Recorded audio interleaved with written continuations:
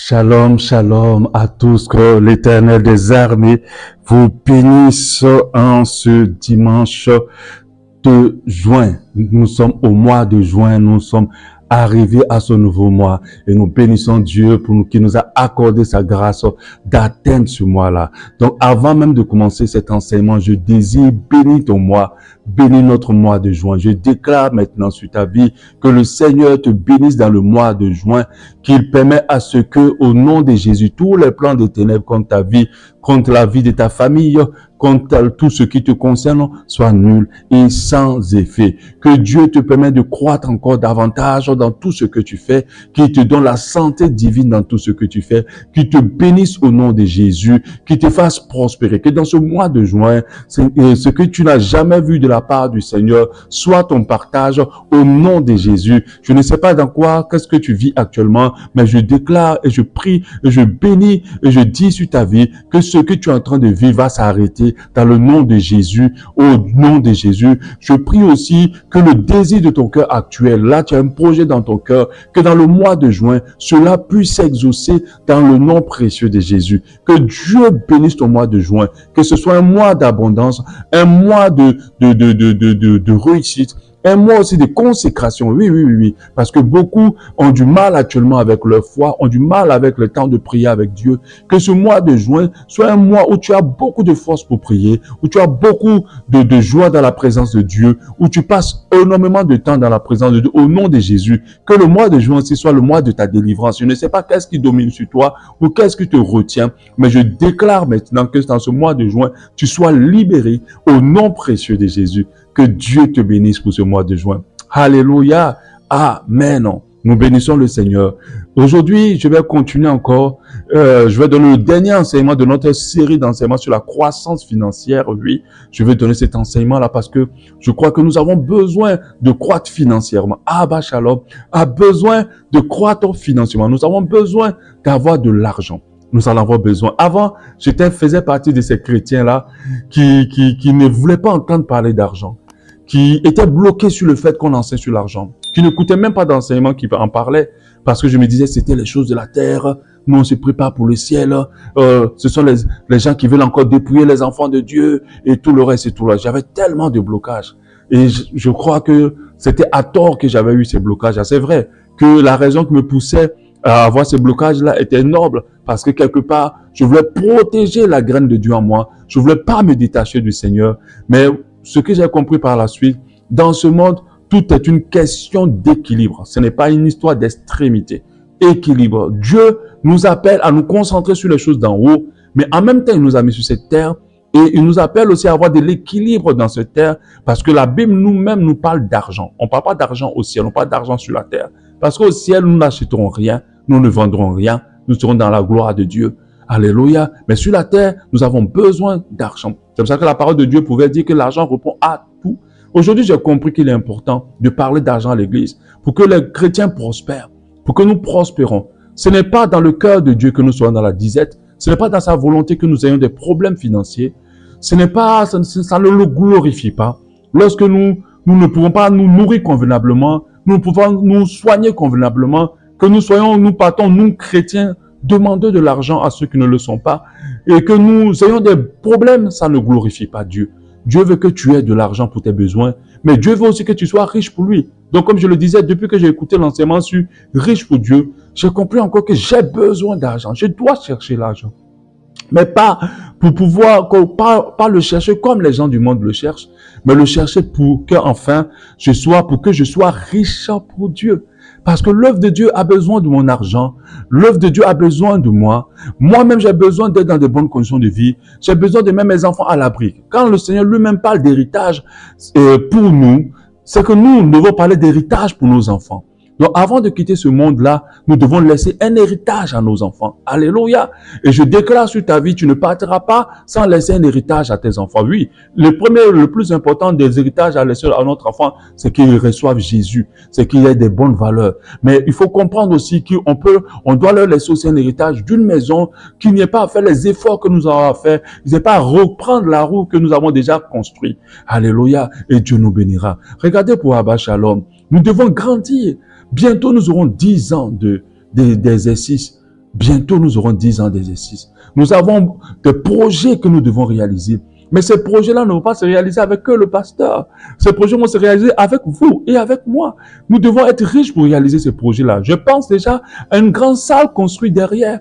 Pas une salle en béton, mais une salle montée pour avoir un espace plus large. Pourquoi? Parce que si on est large et pas notre tente, on peut pas avoir beaucoup de monde. Nous ne sommes pas là pour être une petite communauté, rester là dans le même niveau entre nous. Non. C'est une assemblée qui doit prospérer, qui doit grandir, qui doit impacter Akanda, qui doit impacter le Gabon, qui doit impacter les nations. Nous devons convertir du monde. Et pour cela, nous avons besoin d'argent. L'œuvre de Dieu a sérieusement besoin d'argent. La preuve, le ministère de Jésus, il y avait un trésorier, c'était Judas, qui gérait les finances de ce ministère-là. Oui. Donc, nous avons besoin d'argent. Je vais faire cette salle et je suis fatigué des directs qui ne sont pas parfaits, où le son n'est pas parfait, où on ne peut pas mettre des versets pendant que les gens suivent, où on ne peut pas mettre les paroles des gens pendant que les gens écoutent le direct. Tout cela, c'est de l'influence. J'ai besoin du matériel média pour pouvoir avoir un meilleur direct et avoir une église qui va avoir plus d'impact. Nous prêchons de très bons messages dans cette assemblée qui a besoin d'être écouté plus loin, qui a besoin d'influence. Nous avons besoin d'élargir nos tentes pour que Dieu nous envoie beaucoup de monde. La petite salle, nous l'avons remplie à plusieurs reprises. Des fois, mais il n'y avait pas de chaises. Nous voulons avoir une grande salle derrière qu'on va construire de manière éphémère, mais qui soit propre, qui soit bien, et que nous puissions servir le Seigneur à l'intérieur convenablement. Sincèrement, c'est le désir de mon cœur pour les 10 ans d'Abba Shalom qui se passera en mars prochain. C'est vraiment le désir de mon cœur. Mais pour le réaliser, nous avons besoin d'argent. Nous avons besoin d'argent. Les chrétiens d'aujourd'hui pensent à tort qu'il faut prier pour tout avoir. Mais je pense que c'est une grave erreur. La prière est une bonne chose, mais des fois, ce qui nous permet d'avoir de l'argent est dans la sagesse divine. Et c'est très important. L'enseignement qu'on nous donnait avant pour dire heureux les pauvres en esprit, heureux les pauvres, n'est pas un enseignement d'actualité. Dieu ne nous dit pas que nous sommes heureux quand nous sommes pauvres. Non. Personne ne peut être heureux quand il est pauvre. Nous avons besoin d'argent. Vraiment, je nous encourage à ouvrir nos cœurs dans cette disposition, à chercher de l'argent pour Dieu. Alléluia, oui. Parce que la Bible ne nous encourage pas à aimer l'argent, à nous attacher pour la gloire et les honneurs du monde, à nous attacher pour dans un esprit de cupidité. Ça, c'est une erreur et nous devons tous en être délivrés. Voilà aujourd'hui. Donc, comme je le disais, mon dernier enseignement aujourd'hui sur l'argent, je vais aborder le thème en long, en large de la loi et de la sémence, de la loi de la sémence plutôt et de la moisson. La loi de la sémence et de la moisson. Alléluia. Alléluia. Je ne peux pas terminer cette série d'enseignements sans parler de cette loi-là en détail. Nous devons la comprendre. C'est un principe divin qui s'applique à nos finances et dans tous les domaines de nos vies. Alléluia. Et nous devons en être conscients en tant que chrétiens ou pas. Et les chrétiens, même ceux qui ne sont pas chrétiens, profitent de cette loi-là, malheureusement pour nous les chrétiens. Parce qu'aujourd'hui, ce n'est pas nous qui avons les finances et nous ne devons pas accepter cela. Parce que l'œuvre de Dieu a besoin d'argent. Alléluia. Nous, les enfants de Dieu, nous devons mieux connaître cette loi et l'appliquer dans nos vies. Alléluia. Je désire, parce que quand j'enseigne sur l'argent, que Abba Shalom ait des personnes milliardaires. Pourquoi pas? Pourquoi pas? Que nous soyons des riches, que nous ayons beaucoup d'argent. Alléluia. Que nous puissions faire des évangélisations, des œuvres, sortir des ouvrages, pour que le corps de Christ soit touché, pour que les gens en haut soient touchés par l'évangile. Ils nous écouteront seulement quand nous avons l'argent. Depuis que j'ai lu le verset pour dire la sagesse du pauvre est méprisée, oui. Même si tu es intelligent, même si tu as des belles paroles, même si tu sais dire des bonnes choses, si tu es pauvre, on ne t'écoute pas. On ne t'écoute pas. Tu n'as rien à dire. Tu n'as rien à dire. Or que le riche qui est bête, bon, pas intelligent, on l'écoute. Alléluia. Mais si tu veux transmettre l'évangile de Dieu à ta famille, à tes parents, au sommet de la nation, il faut chercher la richesse. Et ce qu'on appelle riche pour Dieu. On devient riche pour gagner des âmes à Dieu. Alléluia. Amen. Donc cette loi-là est très importante. Elle est dans la nature. C'est pour ça que l'apôtre Paul pouvait dire en 1 Corinthiens 11, 14, la nature elle-même ne vous enseigne-t-elle pas? Pour dire que si nous devons comprendre beaucoup de principes de Dieu pour pouvoir prospérer dans le monde dans lequel nous sommes. Comme je le fais comprendre, je vous le fais comprendre à plusieurs reprises. Quand tu arrives quelque part là, Si tu veux être bien, si tu veux réussir, tu dois comprendre comment l'endroit fonctionne. Si tu ne comprends pas comment l'endroit fonctionne, l'endroit même va te combattre. Donc nous devons comprendre que dans le monde dans lequel nous sommes là, Dieu a établi plusieurs principes qui nous permettent de mieux vivre, d'être épanoui, d'être heureux. Si nous ne connaissons pas ces principes-là, nous allons avoir des problèmes. C'est pour ça que les gens du monde ont étudié la nature pour créer des avions, ont étudié la nature pour créer tellement de choses, ont étudié la nature pour prospérer. Parce qu'ils ont compris que c'est très important. Et dans la nature, il y a ancré la loi de la sémence et de la moisson. Elle est dans la nature. Donc nous devons comprendre que c'est un principe divin. Si nous voulons des grâces, nous voulons des bénédictions, nous voulons des faveurs dans ce monde-là, nous devons comprendre cette loi de la sémence et de la moisson. Alléluia. Je vais, pendant cet enseignement, nous parler de cette loi en touchant nos finances, parce que nous sommes sur les finances et nous devons prospérer dans nos finances. Alléluia. La loi de la sémence et de la moisson, qu'est-ce que c'est exactement? De quoi ça parle? Pour que toi et moi nous puissions comprendre. Lisons Galates 6, 7. Ne vous y trompez pas, on ne se moque pas de Dieu. Ce qu'un homme aura sémé, il le moissonnera aussi. Ce qu'un homme aura sémé, il le moissonnera aussi. Ce verset fait allusion au péché en réalité. C'est-à-dire que si tu vis dans le péché, ne t'attends pas à d'autres choses, tu vas aller en enfer. Mais au nom de Jésus, ça ne sera pas ton cas parce que Dieu t'éloigne et te sort du péché dans le nom de Jésus. Alléluia. Nous devons comprendre que ça part du péché, mais en fait, ce verset expose quelque chose de très important qui fait partie des principes de Dieu. Mon frère, ma soeur, tu peux prier, tu peux gêner. Si tu n'appliques pas ce principe-là, tu ne pourras pas prospérer. Ce n'est pas une malédiction, c'est une réalité. Tu peux faire jeûne de 1000 jours, jeûne de 10 000 jours, mais tu dois comprendre que tu dois s'aimer pour moissonner. C'est ce que cela veut dire. C'est un principe très important dans nos finances. Si nos finances ne sont pas semées, nous ne pouvons pas rentrer dans la multiplication de nos finances. Impossible. C'est très important qu'ils soient sémés. Pour dire que si tu n'as rien sémé, cette loi-là veut dire, n'espère rien moissonner en retour. Si tu n'as rien sémé, si tu n'as pas mis une graine dans le sol, ne viens pas pour demander au sol de te donner la manger. Ce n'est pas possible. Et c'est ce que tu as semé, cette loi va dire aussi, c'est en fonction de cela aussi que tu vas récolter. Donc, si tu sèmes, tu vas récolter en fonction de ce que tu as semé. Nous devons comprendre que cette loi s'impose à tous nos domaines de nos vies et aussi à nos finances. L'erreur que les chrétiens font, c'est de croire que Dieu les rendra subitement et brusquement riches, qu'un miracle va se prononcer. Mon frère, le temps d'attendre le miracle là, applique d'abord les principes de Dieu. Et tu verras, sans prophétie, ta vie changer. Tu ne dois pas accepter la pauvreté. Tu ne dois pas te complaire dans la pauvreté. Tu ne dois pas accepter d'être dans la disette. Ceux qui te regardent de l'extérieur accorderont de la valeur à ton Dieu en fonction de ce qu'il fait dans ta vie. C'est ça la réalité. Pourquoi beaucoup d'hommes vont se convertir dans les sectes? Pourquoi beaucoup de personnes vont se convertir dans les loges? C'est à cause de ce que les loges et les sectes apportent aux autres. Mais nous, pourquoi les gens se convertiront à ton Dieu? Si ton Dieu ne te permet pas de changer de vie, si ton Dieu ne te permet pas d'atteindre un niveau de vie, pourquoi? Alléluia. Je rappelle que je ne dis pas toutes ces choses pour nous amener à aimer l'argent. Mais nous devons comprendre que Dieu n'est pas réjoui. Dieu n'est pas en paix. Je ne vais pas dire en paix. Dieu n'est pas en phase avec le fait que tu ne sois pas dans l'abri du besoin. Il dit que mes brebis aient la vie et qu'elles soient dans l'abondance. C'est pour cela que le sacrifice de la croix s'est produit. Alléluia. Donc subitement, brusquement, Dieu ne va pas te rendre riche. Tu dois le comprendre. Tu dois comprendre que la richesse vient de la loi de la semence et de la moisson. Si tu ne sèmes rien, n'espère rien récolter. Alléluia. Si tu ne sèmes rien, n'espère rien récolter. Prends cette parole avec simplicité et humilité et tu verras comment Dieu va changer ta condition. Alléluia. Quand on parle de la moisson, c'est qu'il y a auparavant un temps de sémence. Tu veux recevoir, faut comprendre qu'il y a un temps de semence. C'est pour ça qu'Ecclésiaste 3 dit, il y a un temps pour toutes choses. Il a dit un temps pour planter et un temps pour arracher. Un temps pour planter, un temps pour arracher. Pour dire que arracher, ça veut dire récolter. Un temps pour chaque chose.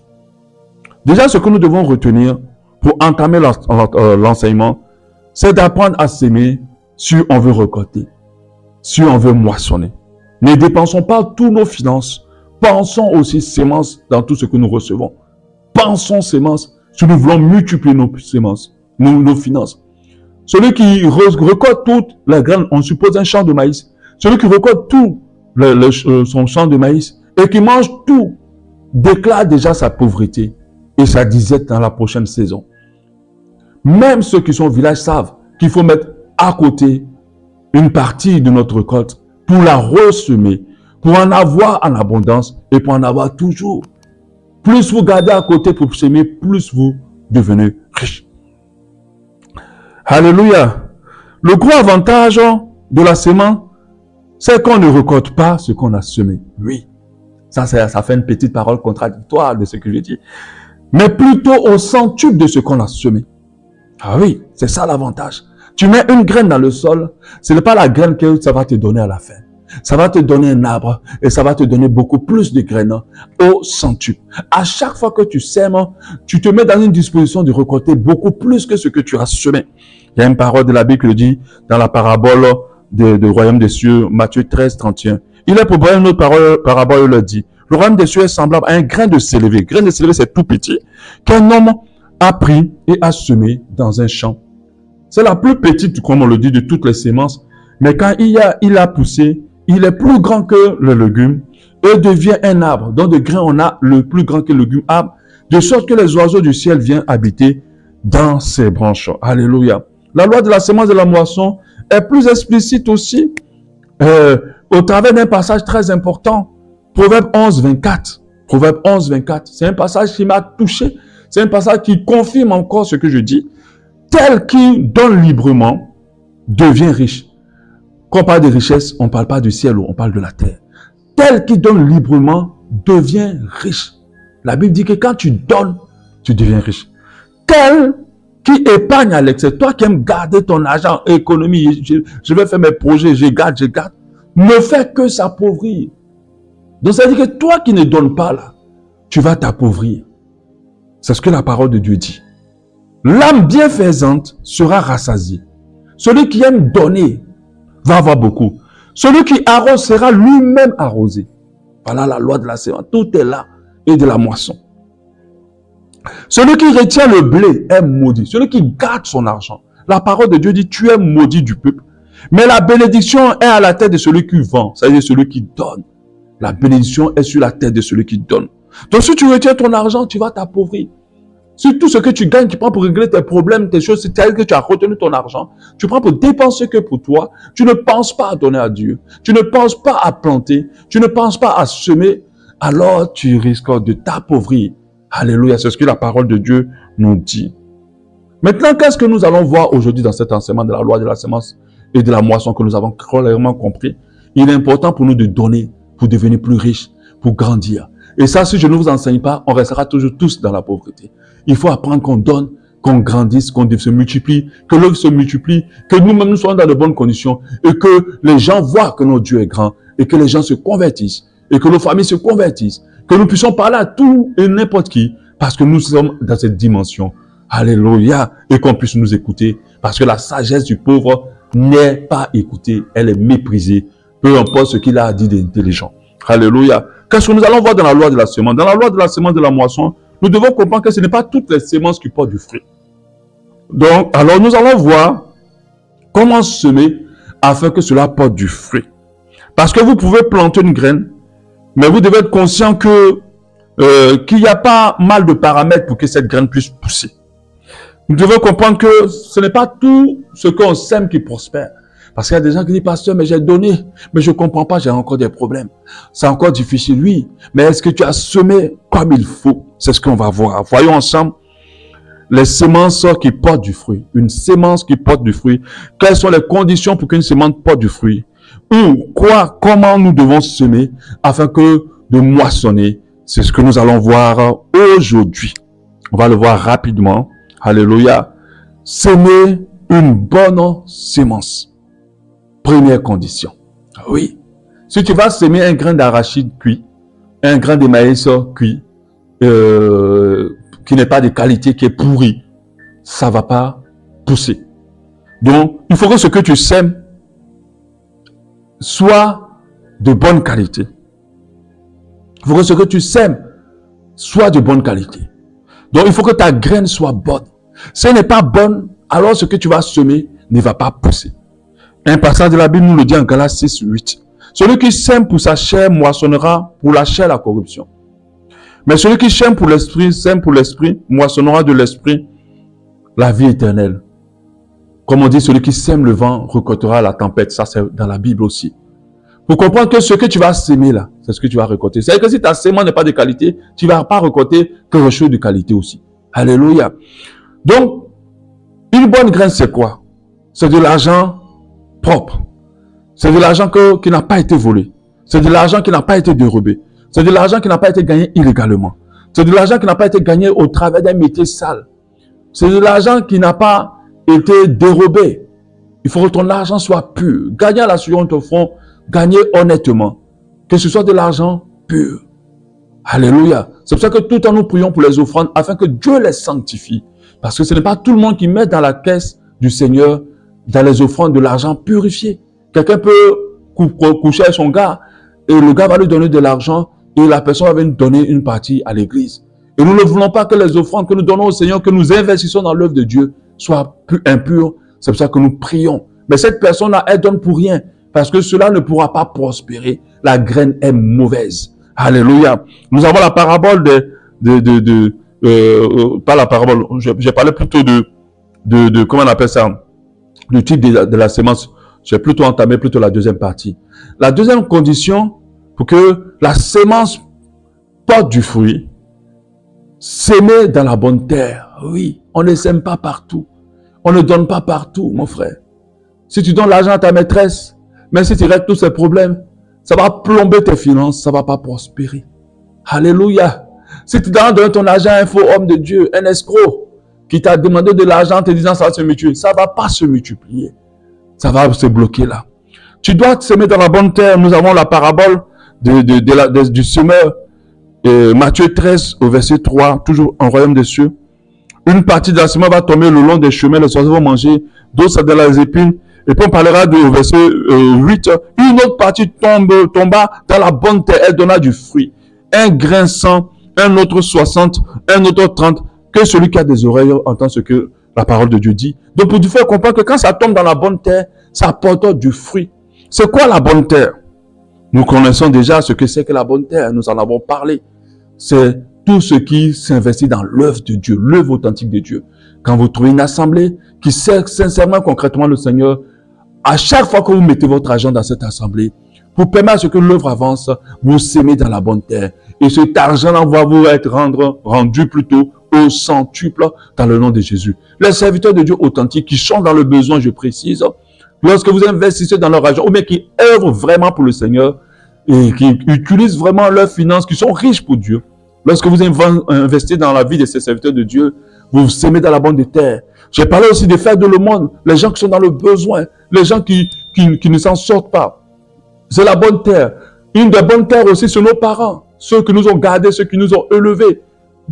Pensez à les bénir, c'est de la bonne terre. Donnez de l'argent à ta maman pour dire, maman, j'ai pensé à toi aujourd'hui, papa, j'ai pensé à toi aujourd'hui. Ou des gens qui ont pris soin de vous, qui vous ont gardé, des leaders spirituels, des pères spirituels, je veux dire. Toutes ces personnes-là, ce sont de la bonne terre. À chaque fois que vous vous souvenez de ces personnes, que vous donnez à ces personnes, vous semez dans la bonne terre. Alléluia. À chaque fois que vous semez pour l'œuvre de Dieu, authentique et véritable, vous semez aussi dans la bonne terre. Alléluia. Semer avec joie. C'est tellement, je ne vais pas terminer tout aujourd'hui. Je continuerai dimanche. Je vais donner encore 2 autres clés. Et puis on continuera certainement dimanche. Semer avec joie, parce que je ne veux pas que l'enseignement soit long. Semer avec joie. Oui.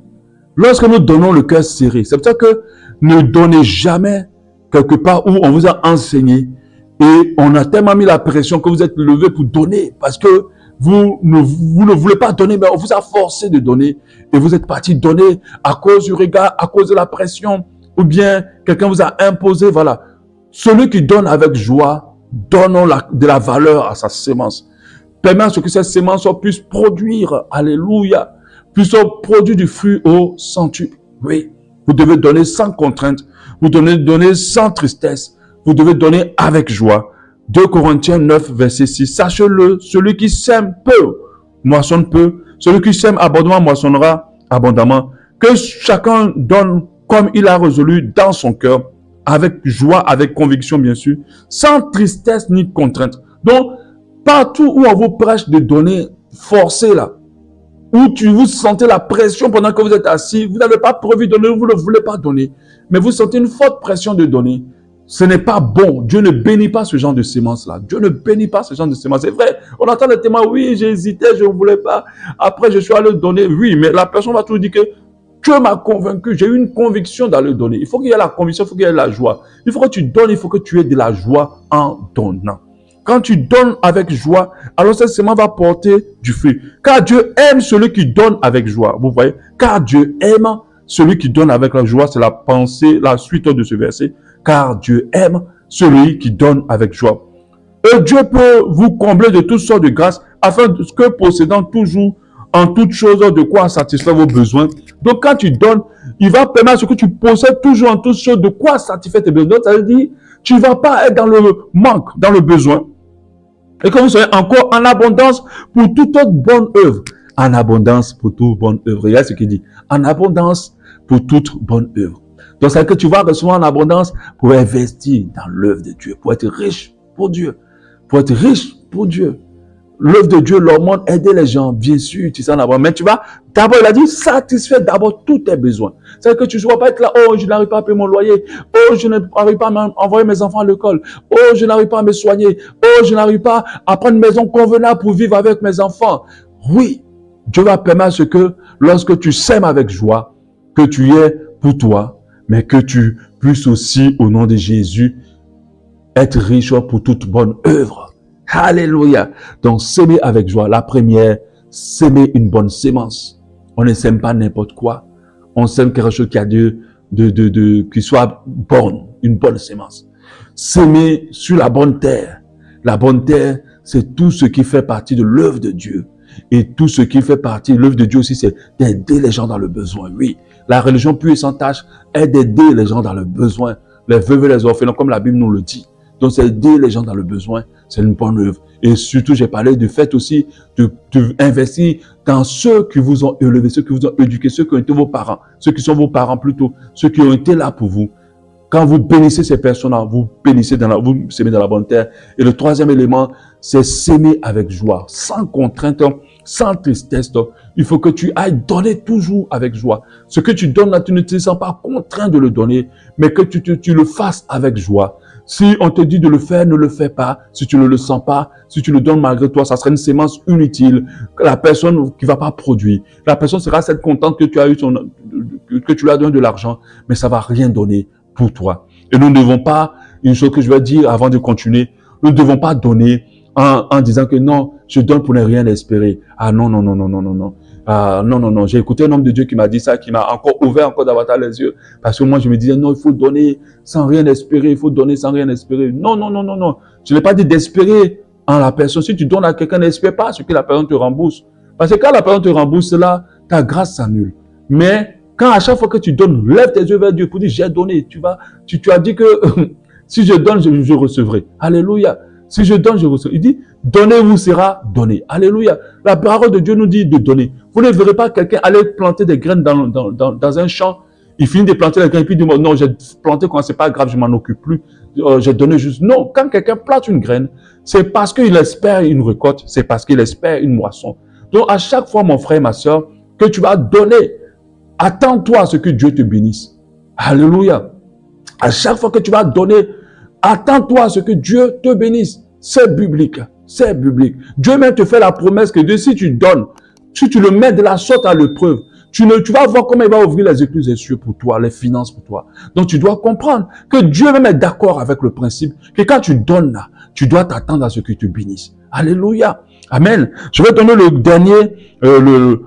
dernier clé pour que la sémence porte du fruit. S'aimer ce qui nous coûte, ce qui nous coûte. Je ne sais pas si je prononce bien. S'aimer ce qui nous coûte. Alléluia. Ne pas semer ce qui ne nous coûte pas. Et nous avons le cas de David qui voulait faire une offrande à l'Éternel. Il a rencontré une personne, Ornan, qu'il aimait bien et qui a vraiment aimé son ministère. Et il a demandé à Ornan de lui donner des animaux, je vais dire comme cela, des bœufs pour l'Holocauste. Et on lui a dit, je te donne ça gratuitement pour que tu ailles semer, faire cette chose, cette offrande à l'Éternel. 1 Chronique 21, 23. On a répondu à David, prends-le et que mon Seigneur le roi fasse ce qui lui semblera bon. Vois, je donne des bœufs pour l'Holocauste, les chars pour le bois et le froment pour l'offrande, je donne tout cela. Mais le roi David dit à Ornan, non, je veux l'acheter contre sa valeur en argent, car je ne présenterai point à l'Éternel ce qui est à toi, et je ne ferai point un holocauste qui ne me coûte rien. Alléluia.